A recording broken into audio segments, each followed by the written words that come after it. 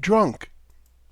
A manufacturer called Frolov, a handsome dark man with a round beard and a soft velvety expression in his eyes, and Almer, his lawyer, an elderly man with a big rough head, were drinking in one of the public rooms of a restaurant on the outskirts of the town.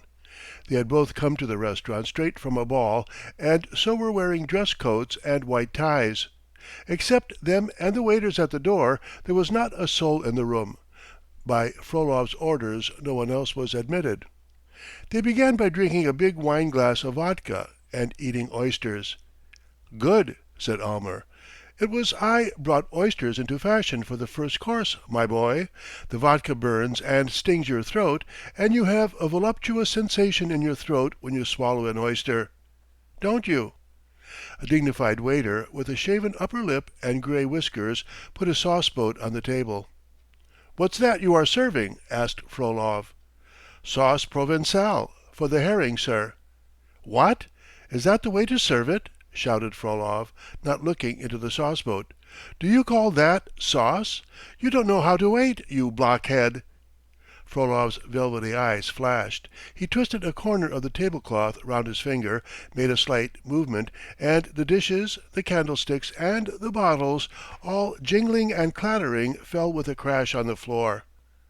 The waiters, long accustomed to pot-house catastrophes, ran up to the table and began picking up the fragments with grave and unconcerned faces, like surgeons at an operation. "How well you know how to manage them," said Almer, and he laughed. "But move a little away from the table, or you will step in the caviare." "Call the engineer here!" cried Frolov. This was the name given to a decrepit, doleful old man who really had once been an engineer and very well off. He had squandered all his property, and towards the end of his life had got into a restaurant where he looked after the waiters and singers and carried out various commissions relating to the fair sex. Appearing at the summons, he put his head on one side respectfully. "Listen, my good man," Frolov said, addressing him. "What's the meaning of this disorder? How queerly you fellows wait! Don't you know that I don't like it? Devil take you, I shall give up coming to you." "I beg you graciously to excuse it, Alexey Semyonitch," said the engineer, laying his hand on his heart. "I will take steps immediately, and your slightest wishes shall be carried out in the best and speediest way." "Well, that'll do. You can go." The engineer bowed, staggered back, still doubled up, and disappeared through the doorway with a final flash of the false diamonds on his shirt front and fingers. The table was laid again. Almer drank red wine and ate with relish some sort of bird served with truffles, and ordered a matelote of eelpouts and a sterlet with its tail in its mouth. Frolov only drank vodka and ate nothing but bread. He rubbed his face with his open hands, scowled, and was evidently out of humour. Both were silent. There was a stillness. Two electric lights in opaque shades flickered and hissed as though they were angry. The gypsy girls passed the door, softly humming. "One drinks and is none the merrier," said Frolov. "The more I pour into myself, the more sober I become. Other people grow festive with vodka, but I suffer from anger, disgusting thoughts, sleeplessness. Why is it, old man, that people don't invent some other pleasure besides drunkenness and debauchery?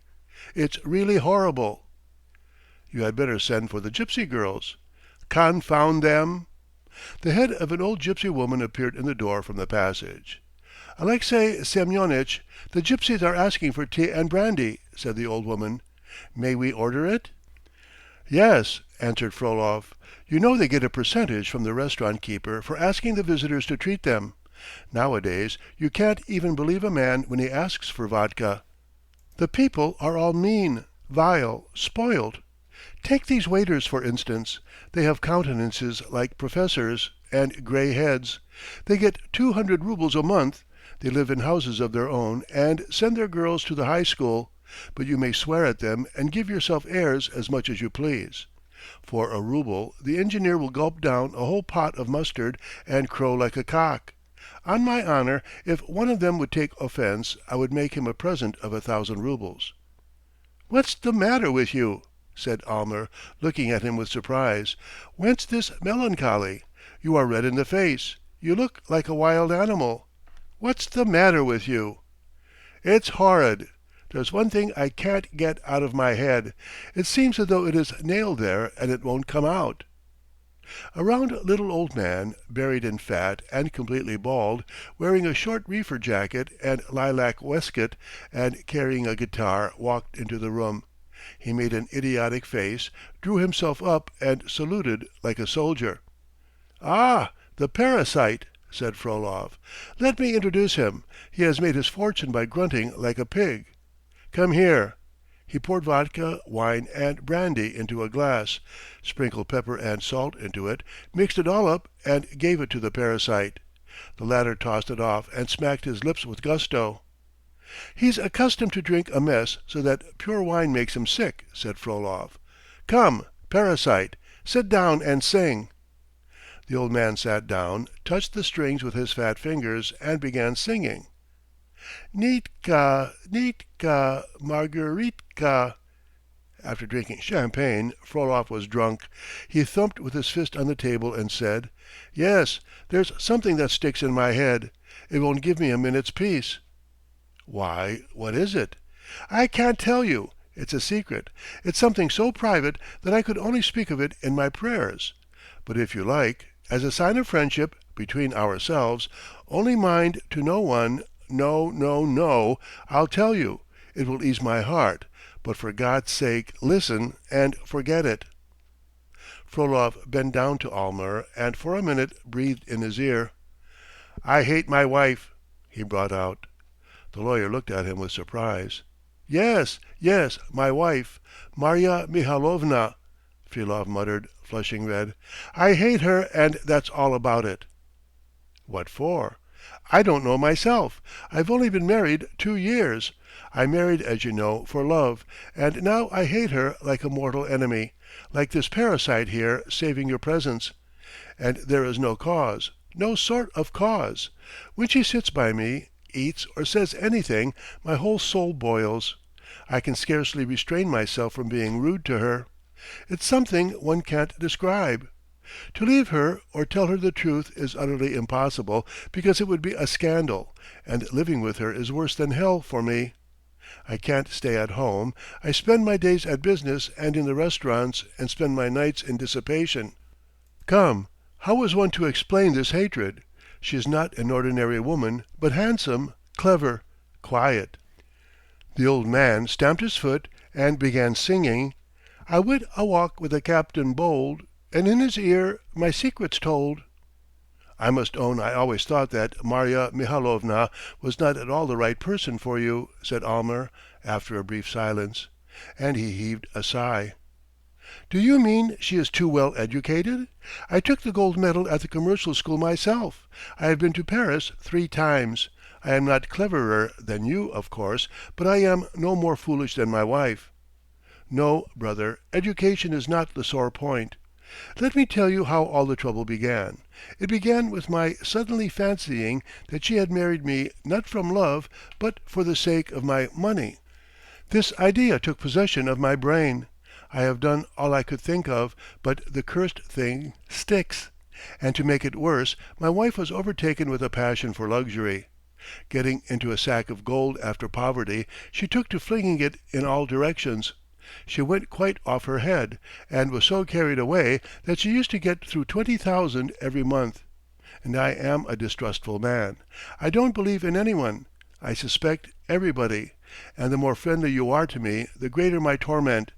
I keep fancying I am being flattered for my money. I trust no one. I am a difficult man, my boy, very difficult." Frolov emptied his glass at one gulp and went on. "But that's all nonsense," he said. "One never ought to speak of it. It's stupid. I am tipsy and I have been chattering, and now you are looking at me with lawyer's eyes. Glad you know some one else's secret. Well, well, let us drop this conversation. Let us drink, I say." He said, addressing a waiter, "Is Mustafa here? Fetch him in." Shortly afterwards there walked into the room a little Tatar boy, aged about 12, wearing a dress coat and white gloves. "Come here," Frolov said to him. "Explain to us the following fact. There was a time when you Tatars conquered us and took tribute from us, but now you serve us as waiters and sell dressing gowns. How do you explain such a change?" Mustafa raised his eyebrows and said in a shrill voice, with a sing-song intonation, "The mutability of destiny." Almer looked at his grave face and went off into peals of laughter. "Well, give him a rouble," said Frolov. "He is making his fortune out of the mutability of destiny. He is only kept here for the sake of those two words. Drink, Mustafa. You will make a great rascal. I mean, it is awful how many of your sort are toadies hanging about rich men. The number of these peaceful bandits and robbers is beyond all reckoning. Shouldn't we send for the gypsies now? Eh? Fetch the gypsies along." The gypsies, who had been hanging about wearily in the corridors for a long time, burst with whoops into the room and a wild orgy began. "Drink!" Frolov shouted to them. "Drink! Seed of Pharaoh! Sing! Ah! In the winter time, oh, oh, ho, the sledge was flying." The gypsies sang, whistled, danced. In the frenzy which sometimes takes possession of spoilt and very wealthy men, broad natures, Frolov began to play the fool. He ordered supper and champagne for the gypsies, broke the shade of the electric light, shied bottles at the pictures and looking-glasses, and did it all apparently without the slightest enjoyment, scowling and shouting irritably, with contempt for the people, with an expression of hatred in his eyes and his manners. He made the engineer sing a solo, made the bass singers drink a mixture of wine, vodka, and oil. At 6 o'clock they handed him the bill. 925 roubles, 40 kopecks, said Almer, and shrugged his shoulders. "What's it for?" "No, wait, we must go into it." "Stop!"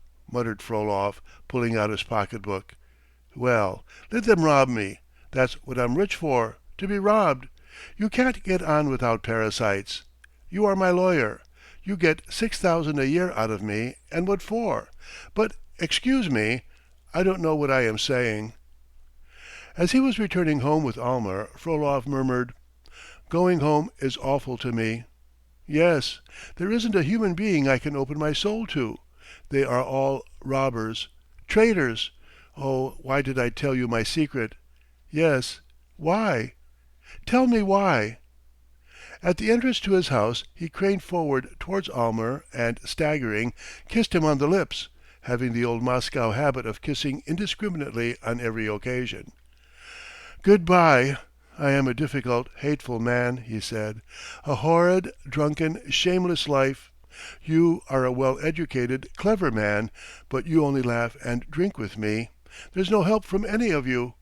But if you were a friend of me, if you were an honest man, in reality you ought to have said to me, 'Ugh, you vile, hateful man, you reptile!'" "Come, come," Almer muttered. "Go to bed." "There is no help from you. The only hope is that, when I am in the country in the summer, I may go out into the fields and a storm come on and the thunder may strike me dead on the spot.